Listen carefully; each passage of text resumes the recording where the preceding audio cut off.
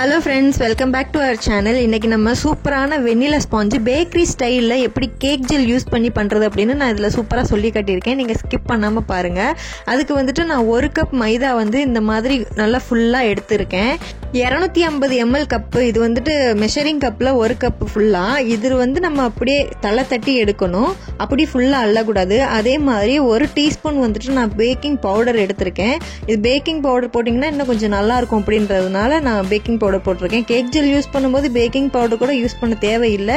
But baking powder use பண்ணால் இன்னுமே கொஞ்சம் சாஃப்டாக கிடைக்கும் அப்படின்றதுனால நான் வந்துட்டு பேக்கிங் பவுடர் யூஸ் பண்ணியிருக்கேன். ஆல்ரெடி வந்துட்டு நான் பேக்கிங் ஜெல் யூஸ் பண்ணாமல் நார்மலாக ஒரு ஸ்பாஞ்ச் எப்படி பண்ணுறது அப்படின்றதையும் நான் ஆல்ரெடி அப்லோட் பண்ணியிருக்கேன். உங்களுக்கு அந்த வீடியோட லிங்க் நான் டிஸ்கிரிப்ஷனில் ஆட் பண்ணுறேன், வேணும்னா பார்த்துக்கோங்க. ஸோ இந்த மாதிரி நம்ம 3 தடவை மாவை நல்லா ஜலிச்சு எடுத்துக்கிட்டா தான் அதில் திப்பி திப்பியாக அந்த பேக்கிங் சோடாவில் உள்ள அந்த பபிள்ஸ் எல்லாமே கலெக்ட் ஆகி தனியாக வந்துடும். அதுக்கப்புறம் 3 வாட்டி நல்லா ஜலிச்சாதான் ஸ்பாஞ்சும் நல்லா சாஃப்டாக எந்த ஒரு கெட்டியும் இல்லாமல் நல்லா கிடைக்கும். அதனால நான் 3 தடவை நல்லா ஜலிச்சு எடுத்துக்கிட்டேன்.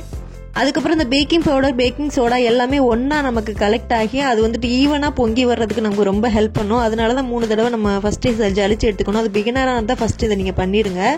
அதுக்கப்புறம் நம்ம எந்த அளவில் மாவு எடுத்தோமோ அதே கப்பு அளவில் வந்துட்டு நான் 1 கப் சுகர், அதாவது 3/4 கப் சுகர் எடுத்திருக்கேன். ஏன்னா நான் வந்துட்டு பொடி பண்ணாத சுகர் எடுத்திருக்கேன், அதனால 3/4 கப் எடுத்திருக்கேன். நீங்கள் பொடி பண்ண சுகர், ஐசிங் சுகர் வச்சிங்க அப்படின்னா அது வந்துட்டு 1 கப் ஃபுல்லாக எடுத்துக்கோங்க. நான் இந்த அளவுக்கு நல்லா பெரிய பெரிய கிறிஸ்டலாக இருக்கிறதுனால 3/4 கப் எடுத்துக்கிறேன். இது போதுமான அளவு. இல்லாட்டா ரொம்ப ஸ்பாஞ்சு வந்துட்டு சிங்க் ஆகிடும், இல்லாட்டா ரொம்ப கொஞ்சம் பிசு பிசுன்னு ஒட்டுற மாதிரி இருக்கும். ஆல்ரெடி ஜெல் யூஸ் பண்ணாலே கொஞ்சம் லைட்டாக மேலே பிசு பிசுன்னு இருக்கும். அதை வந்துட்டு லேயரை எடுத்துடலாம், அதுக்கப்புறம் உள்ள நல்லாயிருக்கும். பட் அதிகமான சுகர் சேர்த்தாலும் கொஞ்சம் பிசு பிசுன்னு இருக்கும். அதனால 3/4 கப் போதுமானது. இப்போ நம்ம 1 kg பேட்டர் தான் நம்ம ரெடி பண்ண போகிறோம். அதுக்கு நான் 8 இன்ச்சில் வந்துட்டு டின் எடுத்திருக்கேன். இது பட்டர் ஷீட் ஃபஸ்ட்டே போட்டு நம்ம கிரீஸ் பண்ணி வச்சுக்கணும். நம்ம இன்னொரு முக்கியமான விஷயம் என்ன அப்படின்னா, ஃபஸ்ட்டு பேட்டர் மிக்ஸ் பண்ணுறதுக்கு முன்னாடியே டின்னை நல்லா பட்டர் ஷீட் போட்டு க்ரீஸ் பண்ணிடணும். அதுக்கப்புறம் நீங்கள் மாவை கலக்க போகிறதுக்கு முன்னாடியே நமக்கு ஓடிஜியை ப்ரீஹீட் பண்ணிடணும். இது ரெண்டுமே ஃபஸ்ட்டு நம்ம பண்ணுறது ரொம்பவே மஸ்ட்டு. ஏன்னா நம்ம பேட்டர் மிக்ஸ் பண்ணிவிட்டு அதுக்கப்புறம் நம்ம டின்னை ரெடி பண்ணிக்கலாம் அப்படின்னு பார்த்தீங்கன்னா கண்டிப்பாக சிங்க் ஆயிரும். அதில் நான் என்னென்ன சின்ன சின்ன தப்பு பண்ணேன் அப்படின்னு வாங்க ஃப்ளோவாக சொல்லிட்டு போகிறேன். இப்போ நம்ம அடுத்து எசன்ஸ்லாம் என்னென்னு பார்த்துடலாம். தேவையான பொருள் என்னென்னு நம்ம எல்லாத்தையும் பார்த்துடலாம்.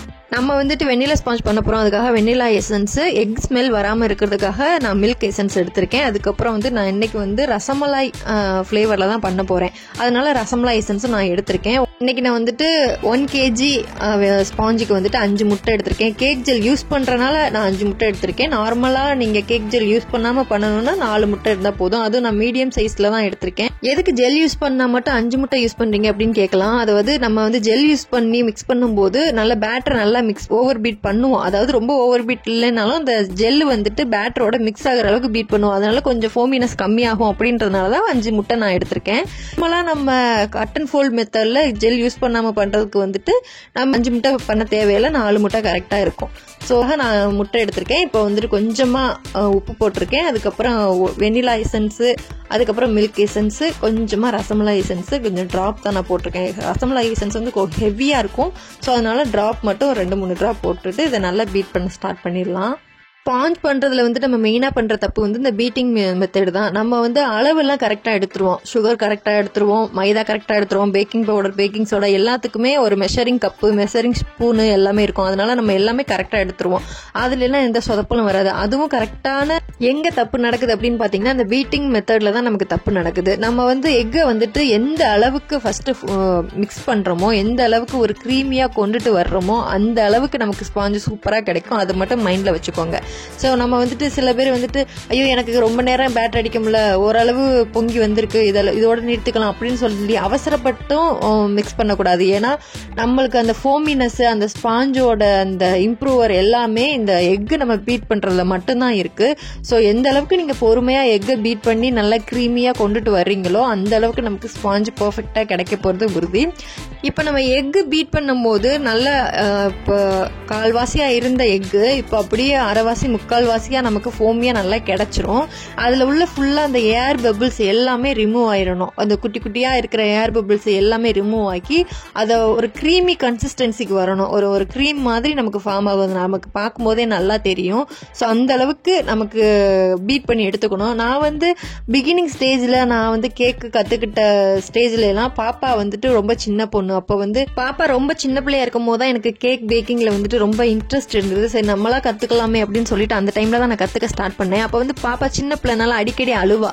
நான் வந்து கேக் பேட்டர் மிக்ஸ் பண்ணிட்டு இருக்கும் போதே பாப்பா அழுறனால அதை அப்படியே வச்சுட்டு வந்துடுவேன். வந்துட்டு பாப்பாவை நல்லா அமர்த்திட்டு அவளை சமாதானப்படுத்தி தூங்க வச்சுட்டு மறுதடவை அந்த மிக்ஸ் பண்ண பேட்டர்லேயே மறுபடியும் நான் போய் மிக்ஸ் பண்ணி அதுக்கப்புறம் ஆன் பண்ணி அதுக்கப்புறம் பாதி முட்டை வந்துட்டு நல்லா க்ரீமியாக இருக்கும், சிலது சட்டில் ஆகிடும், கொஞ்சம் அப்படியே அந்த ஃபோமினஸ்லாம் அடங்கிடும். மறுபடியும் பீட் பண்ணி மறுபடியும் நான் மிக்ஸ் பண்ணி அதுக்கப்புறம் நான் ஓடிஜியில் வச்சு எடுத்து பார்த்தேன். இது வந்துட்டு எனக்கு சிங்க் ஆகிட்டே இருந்தது.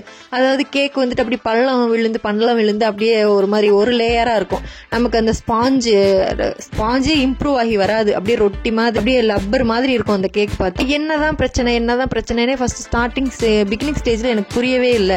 அதுக்கப்புறம் தான் நான் நினச்சேன் மைதால பிரச்சனையா இல்லை நம்ம பீட் பண்ணுறதுல பிரச்சனையா இல்லை பேக்கிங் பவுடர் ஏதாவது எக்ஸ்பயர் ஆயிருக்கா அப்படின்லாம் நான் நிறையா நோட் பண்ணேன். பட் அந்த பிரச்சனைலாம் எதுவுமே இல்லை. ஒன்று கன்சிஸ்டண்ட்டாக இப்போ ஒன்று ஸ்டார்ட் பண்ணுறோம் அப்படின்னா அதை முடிச்சு உள்ள ஓடிஜியில் வச்சு ஆன் பண்ணதுக்கப்புறம் தான் நம்ம அடுத்த வேலைக்கு போகணும் அப்படின்னு நான் ஃபஸ்ட்டு தெரிஞ்சுக்கிட்டேன். அதுக்கப்புறமா எனக்கு அந்த தப்பு வந்துட்டு எனக்கு அதுக்கப்புறம் வந்ததே கிடையாது. ஸ்பாஞ்சு சூப்பராக எனக்கு வந்தது. ஸோ அந்த சின்ன மிஸ்டேக்கை மட்டும் நம்ம இதில் பார்த்துக்கிட்டா போதும், சூப்பராக ஸ்பாஞ்ச் ரெடி பண்ணிடலாம். பீட்டிங் மட்டும்தான் நமக்கு இதில் முக்கியம். இப்போ வந்து ஏர் பபிள்ஸ் வந்து கொஞ்சம் கூட இருக்கவே கூடாது. இப்போ கூட நான் பீட் பண்ணிட்டு இருக்க டைமில் கூட ஏர் பபிள்ஸ் இருக்குது. ஸோ இந்த ஏர் பபிள்ஸ் எதுவுமே இருக்கக்கூடாது. ஃபுல்லாக நமக்கு அப்படியே ஃபுல்லாக ஃபோம் பொங்கி அது வந்து நல்ல க்ரீமியாக கிடைக்கிற அளவுக்கு நம்ம பீட் பண்ணிக்கிட்டே இருப்போம். சில பேருக்கு கை வலிக்கும் அப்படின்றதுனால கூட விட்டுருவாங்க, அப்படியும் விடக்கூடாது. நம்ம கொஞ்சம் இது வந்துட்டு பீட்டர் வந்துட்டு இந்த சின்ன பீட்டர் அப்படின்றதுனால கொஞ்சம் டைம் எடுக்கும். நீங்கள் பெரிய பீட்டர் வாங்கி வச்சிருக்கீங்க அப்படின்னா உங்களுக்கு ஈஸியாக முடிஞ்சிடும். பட் பிகினிங் ஸ்டேஜில் வந்துட்டு அவ்வளோ நீங்கள் செலவு பண்ண தேவையில்லை. இதில் தான் இன்ன வரைக்கும் நான் பண்ணிகிட்டு இருக்கேன். 1.5 வருஷம் ஆச்சு நான் இது கிட்டத்தட்ட யூஸ் பண்ணி. எனக்கு எந்த ஒரு மிஸ்டேக்ஸும் எந்த ஒரு ட்ராபேக்கும் வரல. இதில் எனக்கு நல்லா இது வரைக்கும் உழைச்சிக்கிட்டு இருக்கு. ஸோ இந்த டைமில் வந்து நம்ம கொஞ்சமாக சுகரை வந்துட்டு ஆட் பண்ணி நம்ம பீட் பண்ணிக்க வேண்டியதான். ஸோ சுகர் வந்துட்டு நான் வந்து கிரானுலேட்டட் சுகர், அதாவது நான் கிறிஸ்டலாக தான் எடுத்திருக்கேன், ஐசிங் சுகர் எடுக்கலை. மேக்ஸிமம் முடிஞ்ச வரைக்கும் ஜெல் யூஸ் பண்ணுறோம் அப்படின்னா அதில் ஐசிங் சுகர் நீங்கள் போட வேணாம். நீங்கள் பொடி பண்ணாத சுகரே நீங்கள் எடுத்து நீங்கள் அதில் ஆட் பண்ணிக்கோங்க. இதில் ஜெல் சுகர் சேர்த்து நம்ம ஆட் பண்ணும்போது நான் அந்த கரகரன்னு ஒரு சவுண்டு கேட்கும். நல்லா நம்ம வந்துட்டு நல்லா சுகரை வந்துட்டு பீட் பண்ணிடணும். சீனியை நல்லா பீட் பண்ணி எடுத்தால் தான் நமக்கு வந்து ஸ்பாஞ்ச் நல்லா கிடைக்கும். இல்லைன்னா கொஞ்சம் பிசுன்னு ஸ்பாஞ்ச் வந்து சாஃப்டாக வராமல் அங்கங்கே கொஞ்சம் பிசுன்னு கையில் ஒட்டுற அளவுக்கு ஆயிரும். ஏன்னா நல்லா மிக்ஸ் பண்ணிக்கிட்டா மட்டும்தான் சுகர் வந்துட்டு மாவோட கலந்து நமக்கு சேர்ந்து ஸ்பாஞ்ச் கிடைக்கும். இல்லாட்டா தனியாக இருந்துச்சு அப்படின்னா மெல்ட் ஆகும்போது இது மட்டும் தனியாக மெல்ட் ஆகி அங்கங்கே நமக்கு ஒட்டுற மாதிரி ஆயிடும். அதனால சுகரை நல்லா பீட் பண்ணுற அளவுக்கு இது நீங்கள் பீட் பண்ணிக்கோங்க. நமக்கே தெரியும் சுகர் போடும்போது கரகரன்னு ஒரு மாதிரி சவுண்டாக கேட்கும்.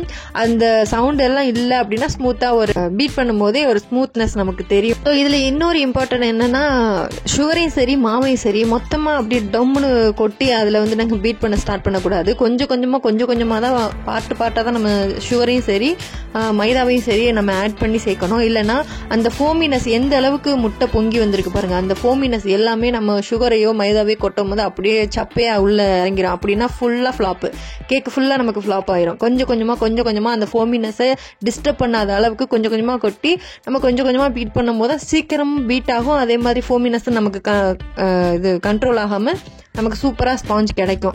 அப்படியே கொட்டிட்டோம் அப்படின்னா லிக்விட், ஏன்னா ஓவராக நம்ம பீட் பண்ண ஓவர் பீட்டும் ஆகி அந்த லிக்விட் கன்சிஸ்டன்சி வந்துச்சு அப்படின்னா நமக்கு கேக்கு ஃப்ளாப் ஆயிடும். ஸோ அதனால நமக்கு எந்த அளவுக்கு கொஞ்சமாக கொட்டி நம்ம பீட் பண்ண முடியுமோ அந்த அளவுக்கு நமக்கு கேக் ஸ்பாஞ்சு சூப்பராக வரும். இதற்கு டிராபேக் என்ன அப்படின்னா கை கொஞ்சம் ரொம்பவே வலிக்கும். ஏன்னா சின்ன பீட்டர்னால கை கொஞ்சம் ரொம்ப வலிக்கும். இது 1 kg 1/2 kgனா ஓகே. இப்போ 1.5 2 அந்த மாதிரி போச்சு அப்படின்னா தான் கொஞ்சம் கம்மியான இதை வச்சு நான் மேனேஜ் பண்ணிட்டு இருக்கேன். ஸ்டாண்ட் மிக்சர் அப்புறம் வந்துட்டு கொஞ்சம் பெரிய பீட்டர் அப்படின்னா இன்னும் கொஞ்சமே ஈஸியாக இருக்கும். பட் பிகினிங் ஸ்டேஜில் வந்துட்டு இப்போ தான் நான் கற்றுக்கவே போகிறேன் அப்படின்னா நீங்கள் 1/2 கிலோ 1 கிலோ பேட்டருக்கு இது ஓகேவாக இருக்கும். தாராளமாக இதை யூஸ் பண்ணிக்கலாம். அதுக்கப்புறம் நல்லா பீட் ஆயிடுச்சு. இப்போ வந்து மாவு வந்துட்டு நல்லா பொங்கி வந்துருச்சு பாருங்க, கீழே வலிஞ்சு ஊத்துற அளவுக்கு எனக்கு மாவு கிடைச்சிருக்கு. இது கரெக்டான கன்சிஸ்டன்சி. இப்போ வந்து நம்ம பேட்டர் மிக்ஸ் பண்ணிடலாம். ஸோ பேட்டர் மிக்ஸ் பண்ணுறது உங்களுக்கு எப்படின்னு தெளிவாக அதில் டீட்டெயிலாக சொல்லியிருக்கேன், எதுவுமே ஸ்கிப் பண்ணாமல் பாருங்கள். இப்போ வந்து நமக்கு எக்கு வந்துட்டு ரெடி ஆயிருக்கு. இப்போ வந்து இதை நம்ம எடுத்து வச்சுட்டு மைதா மிக்ஸ் பண்ணிடலாம்.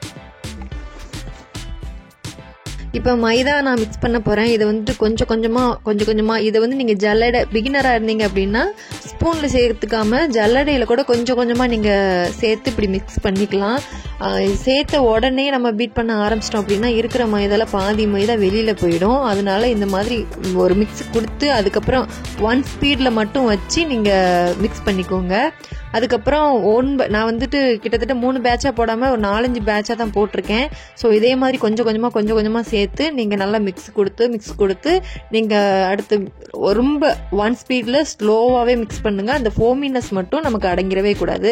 நார்மலாக நம்ம கட் அண்ட் ஃபோல்டு மெத்தடில் ஜெல் யூஸ் பண்ணாதப்போ நம்ம பண்ணுவோம் இல்லையா, அந்த மாதிரி கட் அண்ட் ஃபோல்டு மெத்தட்லேயும் நம்ம இதை யூஸ் பண்ண முடியாது. ஏன்னா ஜெல் யூஸ் பண்ணி நம்ம பண்ண போகிறனால பீட்டிங் ரொம்பவே அவசியம். பீட் பண்ணாதான் ஜெல் கேக் வந்துட்டு நமக்கு ஸ்பாஞ்ச் சூப்பராக கிடைக்கும். அப்படின்றதுனால நமக்கு இதுக்கு பீட்டிங் தான் மெயின். அதனால நான் பீட் பண்ணி தான் இதில் காட்டியிருக்கேன் உங்களுக்கு. அந்த கட் அண்ட் ஃபோல்ட் மெத்தடில் நான் நார்மலாக ஜெல் யூஸ் பண்ணாத இது வந்துட்டு நான் ஆல்ரெடி உங்களுக்கு வீடியோ டிஸ்கிரிப்ஷனில் கொடுக்குறேன். அது எப்படின்னு வேணால் நீங்கள் பிகினராக இருந்தீங்கன்னா அதை போய் பார்த்துட்டு வந்துடுங்க. ஸோ இந்த மாதிரி தான் கொஞ்சம் கொஞ்சமாக கொடுத்தேன். பாருங்கள், எந்த அளவுக்கு நான் பீட் பண்ணாலும் அந்த ஃபோமினஸ் மட்டும் எனக்கு அடங்கவே இல்லை. அது ஃபோமினஸ் கம்மியாகவே இல்லை. நம்ம ஜெல் கொடுத்து யூஸ் பண்ணாதான் அடங்கும். இப்போவுமே எனக்கு வந்து நார்மல் பேட்டராக இருந்தால் கூட எனக்கு இப்படியே கூட வைக்கலாம், ஒன்றும் பிரச்சனை இல்லை. பட் உங்களுக்கு ஜெல் இதில் யூஸ் பண்ணி காட்டுறதுனால பீட்டிங் மெத்தட்லேயே நான் வந்து உங்களுக்கு இந்த கேக் ஸ்பாஞ்சை பீட் பண்ணி காட்டுறேன். அடுத்தது வந்துட்டு ஃபுல்லாக இது வந்துட்டு நீங்கள் கட் அண்ட் ஃபோல்ட் மெத்தடில் பண்ணும்போது கூட பொறுமையாக ரொம்ப கேர்ஃபுல்லாக அதை மிக்ஸ் கொடுக்கணும். இல்லாட்டா அங்கங்கே பபிள்ஸ் ஃபார்ம் ஆகும், அங்கங்கே கொஞ்சமாக அந்த கட்டியாக உள்ளே கிடக்கும். நம்ம வந்துட்டு நல்லா ஃபோல்ட் பண்ணிட்டோம் அப்படின்னு சொல்லிட்டு மிக்ஸ் கொடுத்துட்டோம் அப்படின்னு சொல்லிட்டு நம்ம உள்ளே வச்சாலுமே அடியில் போய் செட் ஆகி கிடைக்கும் அந்த மெத்தடில். ஸோ அதுக்காகவே அந்த மெத்தட்லையும் நமக்கு பொறுமையாக நல்லா மிக்ஸ் ஆயிடுச்சான்னு பார்த்து ஃபோமினஸ் கம்மியாக அதை மிக்ஸ் பண்ணி நம்ம கொடுத்தா தான் அந்த கேக்குமே நல்லா கிடைக்கும். இப்போ வந்துட்டு நான் கிட்டத்தட்ட ஒரு 3 கிராம் வந்துட்டு அவர் கேக் ஜெல் தான் யூஸ் பண்ணியிருக்கேன். ஸோ உங்களுக்கு வந்துட்டு ஆன்லைன்லேயே நிறைய அவைலபிளாக இருக்குது. ஸோ உங்களுக்கு தேவையான கேக் ஜெல் ஏதோ அதை நீங்கள் பார்த்து வாங்கிக்கோங்க. இந்த கேக் ஜெல் யூஸ் பண்ணதுக்கப்புறம் நம்ம நல்லா பீட் பண்ண ஸ்டார்ட் பண்ணிடணும். நான் வந்து பிகினிங் ஸ்டேஜில் கேக் ஜெல்லில் இருக்கிற ட்ராபேக் என்ன எனக்கு வந்தது அப்படின்னு சொல்கிறேன் கேளுங்க.